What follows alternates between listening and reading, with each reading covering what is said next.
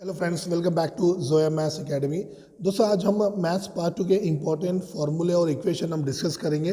तो ये 30 important points है दोस्तों, आप इसको अच्छे से परफेक्ट कर लीजिए। इसके अलावा और कहीं से भी आपको क्वेश्चन आने वाले नहीं। तो ये जितने भी फार्मूले हैं हम as per the reduce syllabus ले रहे हैं। ओके, तो वीडियो को ज़रा भी स्किप नहीं करना, अच्छे से अपने नोट्स बनाना और 30 पॉइंट को अच्छे से समझ लेना, तो आपका पेपर इजीली आपका अच्छे से आउट ऑफ जाएगा। ओके, तो इसी तरह से हम M1 का भी लेके आएंगे। आज हम पार्ट 2 ले लेते हैं। ओके, तो सबसे पहले thank you very much for subscribe the channel, और जिन्होंने प्लीज़ सब्सक्राइब नहीं करा सब्सक्राइब कर लो। तो चलिए शुरू करते हैं आज का हमारा ये नया वीडियो। इंपॉर्टेंट फार्मूले पॉइंट्स दोस्तों 30 यही है। ओके, स्क्रीनशॉट लेते चलना आप और एक्सप्लेनेशन को भी अच्छे से देख लेना। ओके, तो चलिए फर्स्ट पॉइंट क्या है अपना।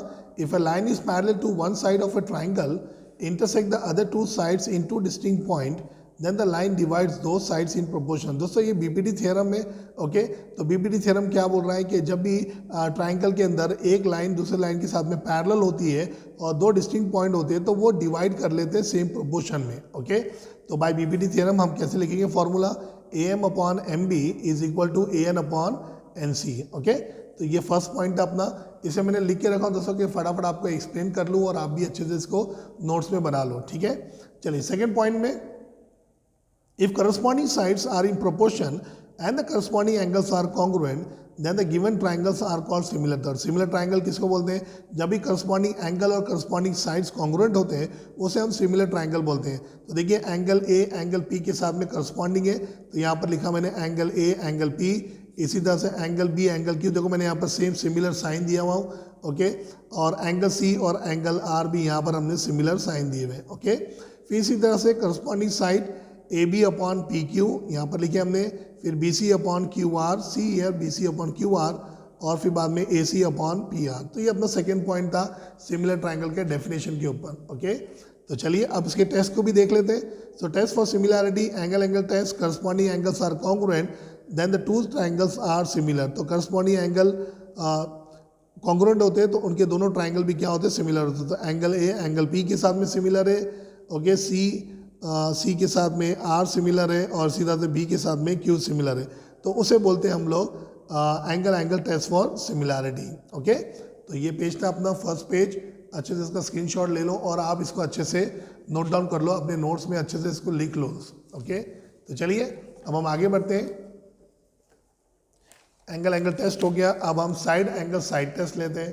तो चलिए साइड एंगल साइड टेस्ट क्या बोल रहा है। If two sides and angles between these sides are congruent then the two sides are similar. तो ट्राइंगल ABC और ट्राइंगल PQR में देखिए मैंने यहाँ पर वैल्यू पुट करा हूँ कुछ रैंडमली। ओके, सो AB अपॉन PQ 6/3, तो ये 2/1 आएगा, 3 1 3 3 2 6 में।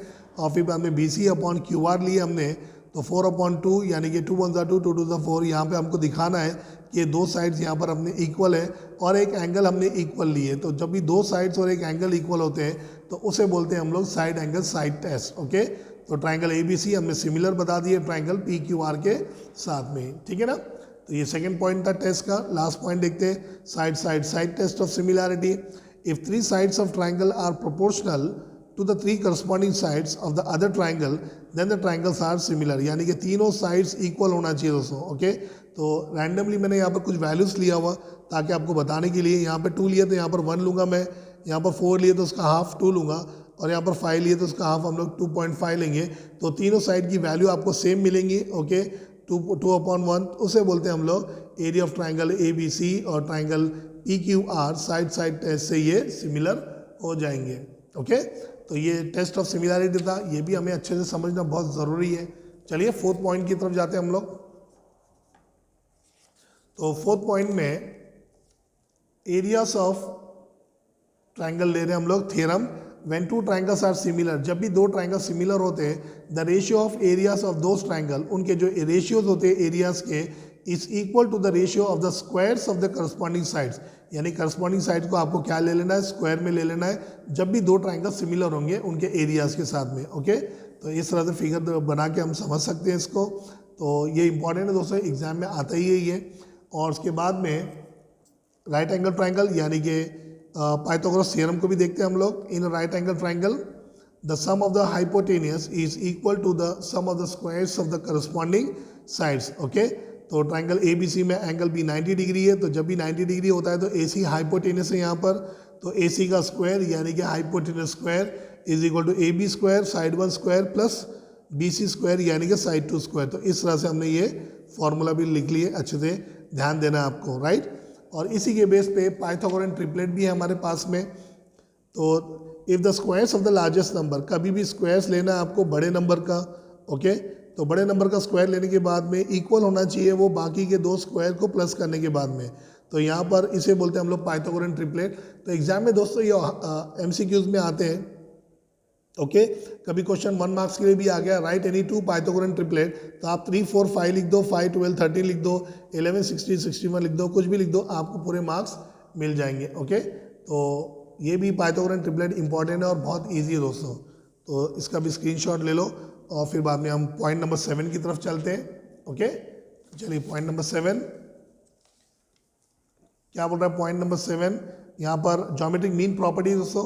In the right angle triangle ABC, if BD is hypotenuse to AC perpendicular, is the geometric mean property of the segment into which the hypotenuse is divided।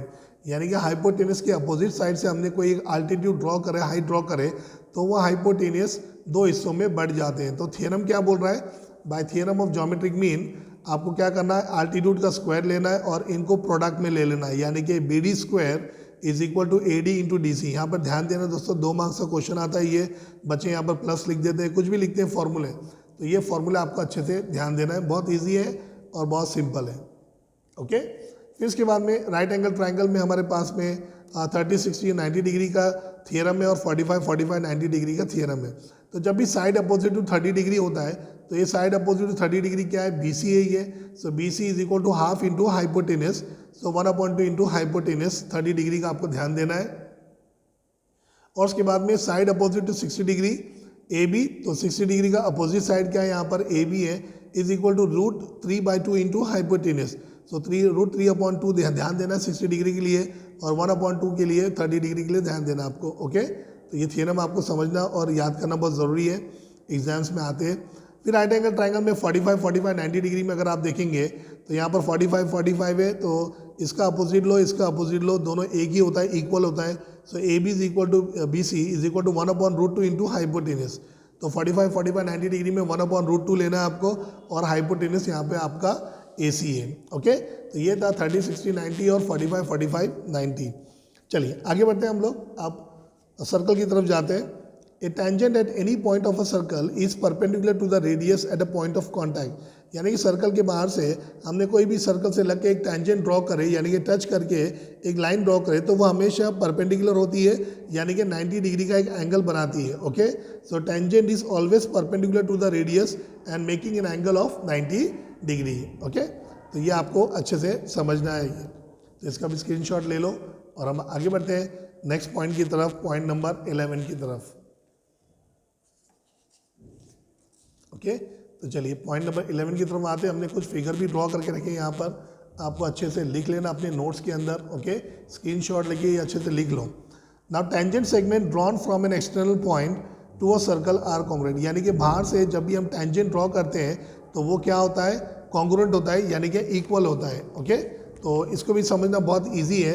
अगर आप देखेंगे यहाँ पर theorem के बेस पे ये क्वेश्चन आते हैं, एक्टिविटी भी आती है। तो ये सेगमेंट जो DP है और सेगमेंट ये DQ है, ये बाहर से हमने टेंजेंट ड्रॉ करे और ये दोनों क्या होते हैं, कॉन्ग्रुएंट होते हैं, ओके। तो ये आपको ध्यान देना अच्छे से। फिर आगे बढ़ते हैं हम लोग नेक्स्ट पॉइंट के लिए। ये दोनों पॉइंट बहुत इंपॉर्टेंट है दोस्तों, 1-2 मार्क्स के लिए क्वेश्चन में हर साल आ रहे, okay. If 2 circle are touching externally, जब भी 2 सर्कल बाहर से टच होते हैं, then the distance between their centre is equal to the sum of the radii. यानी कि ये सेंटर और ये सेंटर दोनों को मैं प्लस करूंगा तो ये क्या होंगे, सर्कल टचिंग हो रहे एक्सटर्नली। तो हमको क्या करना है, ABC का जो बिटवीननेस का फॉर्मूला है, AC is equal to AB plus BC लेना है आपको, ओके। तो एक्सटर्नली टच हो रहे तो आपको यहाँ पर प्लस करना है। उसी तरह से इसका अपोजिट है इंटरनली।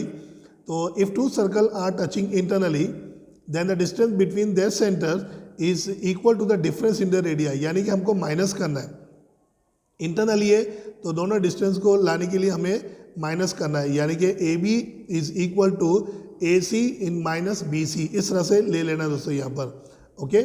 तो याद रखेंगे आप, एक्सटर्नली हो रहा है तो प्लस करेंगे, इंटरनली हो रहा है तो आपको दोनों रेडियस को आपको माइनस करना है, तो ये आपका आंसर आ जाएगा। तो ये पॉइंट को ध्यान देना है आपको। फिर बाद में आगे बढ़ेंगे हम लोग, माइनर आर्क और मेजर आर्क है। तो माइनर आर्क सर्कल के सेंटर के अंदर होते हैं। माइनर आर्क ये ए पी बी ये माइनर आर्क है, और इसी तरह से ए क्यू, यहाँ पर मैं क्यू डाल देता हूँ, तो ए क्यू बी यहाँ पर ये मेजर आर्क है। ओके, इसके बारे में और समझते हैं हम, प्रॉपर्टी देखते हैं इसका क्या है। तो पॉइंट नंबर 15 में अगर आप देखेंगे यहाँ पर, property of sum of measure of arc, यानी कि एक बड़े आर्क के अंदर दो आर्क हमें मिलते हैं तो उसे बोलते हैं हम लोग property of sum of measure of arc. जैसे आप देख रहे हैं यहाँ पर ए सी ई एक बड़ा आर्क है, उसी के अंदर ए बी सी भी है और सी डी ई भी है, जैसे यहाँ पर मैंने फॉर्मूले में इसको लिखा हूँ। ओके, फिर इसके बाद में इंस्क्राइब एंगल थियरम देखते हैं हम लोग। So the measure of an inscribe angle is half of the measure of the intercepted arc, यानी कि अगर ये सपोज ये एंगल है आपका, suppose angle A B C, तो ये हाफ होगा किसके साथ में, आर्क के साथ में, बी डी सी। ओके, तो मेजर ऑफ आर्क हम लोग लिख देंगे बी डी सी। ओके, तो इस तरह से ये इंस्क्राइब एंगल थियरम भी हम लोग अच्छे से सॉल्व कर सकते हैं। चलिए आगे बढ़ते हैं हम लोग। फिर ये भी बहुत इंपॉर्टेंट है दोस्तों, यहाँ पर साइक्लिक क्वाड्रिलेटरल का थियरम या इसके बेस पे क्वेश्चन भी हर साल आ रहे हैं। तो क्या बोल रहा है 17 point, if all vertices of a quadrilateral lie on the same circle is called a cyclic quadrilateral. तो opposite angles of a cyclic quadrilateral supplementary बोले तो दोस्तों 180 डिग्री होता है ये। ओके, तो ये ध्यान देना आपको। तो ए B C A D C से अपोजिट है तो 180 डिग्री है। फिर इसी तरह से बी ए डी और डी सी बी से मैं लूँगा तो ये भी अपोजिट है, 180 डिग्री है। ओके, तो ये थियरम बहुत इंपॉर्टेंट है, यहाँ पर ध्यान देना आपको, एग्जाम में आ सकते हैं ये। तो ये पॉइंट नंबर 17 था, स्क्रीनशॉट ले लो इसका। फिर हम आगे बढ़ते हैं पॉइंट नंबर 18 की तरफ। तो पॉइंट नंबर 18 पे आप कंस्ट्रक्शन की तरफ चले गए हम लोग। ओके, एक एक दो दो तीन तीन मार्क्स की तरफ देखते हैं। प्रैक्टिस सेट 4.1 इसमें बहुत ही इंपॉर्टेंट है, 3 से 4 मार्क्स के क्वेश्चन उसमें से आते हैं। ओके, फिर बाद में 4.2 में आपको 1 और 2 मार्क्स के क्वेश्चन मिलेंगे। तो चलिए, to construct a perpendicular bisector of a given line segment. तो लाइन सेगमेंट एक ड्रॉ करने के लिए, परपेंडिकुलर ड्रॉ करने के लिए बहुत ही ईजी है। तो कैसे कर ड्रॉ करेंगे दोस्तों, एक लाइन ड्रॉ करेंगे, मोर देन हाफ लेंगे आप, एक आर्क मारेंगे और बी पे रख के अपोजिट साइड पे वो आर्क को इंटरसेक्ट करेंगे, लाइन ड्रॉ कर लेंगे तो आपका ये परपेंडिकुलर बाइसेक्टर ड्रॉ हो जाएगा। इसी तरह से एंगल बाइसेक्टर भी हम ऐसे ही करेंगे, एक एंगल ड्रॉ करेंगे। ओके, कोई भी एक एक्यूट एंगल या ऑप्टिक्स एंगल लेंगे और मेजर दिया हुआ है तो प्रोट्रैक्टर का सेंटर यहाँ पर रखे वो एंगल ले लेंगे। ओके, और फिर बाद में 2 आर्क इधर मारेंगे और फिर ये दोनों आर्क हम यहाँ पर परपेंडिकुलर बाइसेक्टर ड्रॉ करके लाइन को स्ट्रेट ज्वाइन कर लेंगे। तो इस तरह से ये एक एक मार्क्स से क्वेश्चन आते हैं दोस्तों। ठीक है, फिर बाद में पॉइंट नंबर 20 पे, construction of a tangent to a circle at a point on the circle and outside the circle, यानी कि सर्कल के पॉइंट के ऊपर और बाहर से हम टेंजेंट कैसे ड्रॉ करते हैं, ये 4.2 के अंदर है दोस्तों। तो एक एक क्वेश्चन ये भी परफेक्ट कर लेना आप। और इसी तरह से construction of a tangent to a circle at a point without using the centre of the circle, तो बिना सेंटर के इस्तेमाल किए हम लोग कैसे टेंजेंट को ड्रॉ करते हैं दोस्तों, वो भी बहुत ईजी है, तो वो भी आप अच्छे से कर सकते हैं। ओके, एक एक दो मार्क्स से ये क्वेश्चन आते हैं, इसका स्क्रीनशॉट ले लो। और पॉइंट नंबर 22 पे चलते हैं हम लोग। ओके, तो पॉइंट नंबर 22, अब आ गए हम लोग कोऑर्डिनेट ज्योमेट्री की तरफ। ठीक है, तो कोऑर्डिनेट ज्योमेट्री भी बहुत सिंपल है, बहुत इजी है दोस्तों।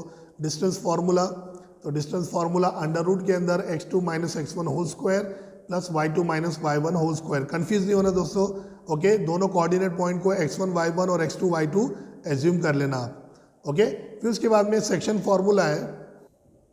सेक्शन फार्मूले में भी दोस्तों x और y कोऑर्डिनेट निकालने के लिए हमें x का फार्मूला, x कोऑर्डिनेट निकालने के लिए mx2 प्लस nx1 अपॉन में m प्लस n, ये रेशियो की वैल्यू ऑलरेडी क्वेश्चन में रहेंगी अपनी। और y की वैल्यू जब y कोऑर्डिनेट निकालेंगे हम लोग तो my2 प्लस ny1 अपॉन में m प्लस n आप लोग लिख देंगे। ओके, तो ये फार्मूला दोनों अच्छे से याद कर लीजिए। फिर मिड पॉइंट फार्मूला भी बहुत इंपॉर्टेंट है इस साल के लिए।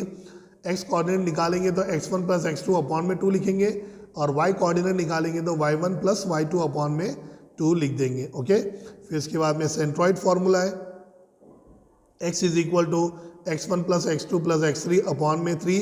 3 कोऑर्डिनेट पॉइंट रहेंगे दोस्तों, सबको नाम दे देंगे आप। और y कोऑर्डिनेट निकालेंगे तो y1 plus y2 plus y3 upon में 3 लिख देंगे। ओके, तो ये अपने कोऑर्डिनेट ज्योमेट्री के इतने क्वेश्चन थे।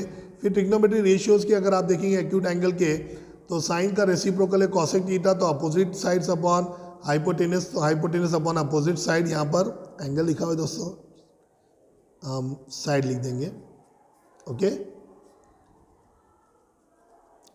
Okay, so opposite side of angle theta upon hypotenuse और hypotenuse upon opposite sides of angle theta. इसी तरह से कॉस थीटा का भी एडजेसेंट साइड अपॉन हाइपोटेनस, तो कॉस थीटा का रेसिप्रोकल सेक थीटा है, तो हाइपोटेनस इसकी उल्टी वैल्यू हो जाएंगी adjacent side of angle theta. फिर टेन थीटा में opposite sides upon adjacent side और cot theta reverse adjacent side upon opposite side. Okay, तो इसको भी आप अच्छे से लिख लो। ओके, चलिए फिर आगे बढ़ते हैं हम लोग। बहुत इंपॉर्टेंट है अब यहाँ पर रिलेशन आपको अच्छे से समझना है, रिलेशन और यहाँ पर ट्रिग्नोमेट्री आइडेंटिटी। दोस्तों जो प्रूव वाले क्वेश्चन आते हैं आपको 6.1 प्रैक्टिस सेट से, क्वेश्चन नंबर 6 से, तो वो बहुत ही इंपॉर्टेंट है। तो 3-3, 4-4 मार्क्स से वो क्वेश्चन रहते हैं। तो ये दोनों आपने परफेक्ट कर लिए दोस्तों, तो इजीली आप 3 से 4 मार्क्स ले सकते हैं। तो अब यहाँ पर भी देखेंगे रिलेशन बिटवीन ट्रिग्नोमेट्रिक रेशियो, तो इसी तरह से साइन थीटा का रेसिप्रोकल कॉसेक थीटा है, तो 1 अपॉन कॉसेक थीटा, तो कॉसेक थीटा क्या हो जाएगा 1 अपॉन साइन थीटा। फिर कॉस थीटा की अगर बात करें हम लोग, तो 1 अपॉन सेक थीटा, तो सेक थीटा क्या हो जाएगा 1 अपॉन कॉस थीटा। फिर टेन थीटा में 2 है फॉर्मूले, sine theta upon cos theta, जैसे हमने पीछे पढ़े अपोजिट अपॉन एडजेसेंट साइड, तो कॉट थीटा का उल्टी वैल्यू हो जाएंगी। और इसी तरह से वन मोर है tan theta 1 upon cot theta और cot theta 1 upon tan theta हो जाएगा आपका। ओके, अब on the basis of relation sine theta into cosec theta, ये कॉसेक है दोस्तों, कॉसेक थीटा इक्वल टू 1 और cos theta into sec theta ये भी इक्वल टू 1 है, tan theta into cot theta ये भी इक्वल टू 1 है। तो ये थोड़ा सा समझ लेना और याद कर लेना अच्छे से इसको। फिर इसके बाद very important trigonometric identities, sine square theta plus cos square theta equal to 1। और फिर बाद में हर फॉर्मूले से हम 2 फॉर्मूले निकाल सकते हैं दोस्तों, और यहाँ से भी 1 plus tan square theta equal to sec square theta और 1 plus cot square theta equal to cosec square theta. तो इसको अच्छे से देख लीजिए, आप स्क्रीनशॉट लेके इसको अच्छे से लिख लीजिए। तो पॉइंट नंबर 29 था ये। ओके, लास्ट पॉइंट आपका पॉइंट नंबर 30, ये देख लो, ये रेशियोज़ के टेबल हमें भी समझना बहुत ज़रूरी है दोस्तों। साइन थीटा 0, 30, 45, 60 और 90 डिग्री, तो साइन थीटा की वैल्यू जो देख रहे हैं वो कॉस थीटा की रिवर्स वैल्यू है। ओके, आप देखेंगे इसी तरह से टेन थीटा की जो वैल्यू है वो रिवर्स वैल्यू है कॉट थीटा की, और सेक थीटा की जो वैल्यू है ओके वो रिवर्स वैल्यू है कॉसेक थीटा की। तो आपको साइन थीटा, टेन थीटा और सेक थीटा की वैल्यू को अच्छे से याद कर लेना है समझ के। तो दोस्तों ये 30 पॉइंट था जो बहुत ही इंपॉर्टेंट है मेरे हिसाब से। तो इतने आपने परफेक्ट कर लिए और क्वेश्चंस परफेक्ट कर लिए तो इजीली आप आउट ऑफ ले सकते हैं दोस्तों। ओके, हम चैप्टर वाइज भी रिवीजन शुरू करने वाले कल से, तो कल हम आपको M1 के फॉर्मूले, इंपॉर्टेंट फॉर्मूले वो बता देंगे। इसको अच्छे से नोट्स बना लो और अच्छे से इसको समझ के लर्न करते रहो। ओके, वीडियो कैसा लगा मुझे कमेंट करके बताना मुझे। ओके, और आगे आप और क्या क्या क्वेश्चंस हैं आपके जो नहीं समझ में आ रहे दोस्तों, वो भी हम शेयर कर सकते हैं और चैनल के ऊपर ले सकते हैं उसको। Okay, so thank you very much, thanks for watching. अपना ख्याल रखना, अच्छे से तैयारी करना। Okay, so take care of yourself.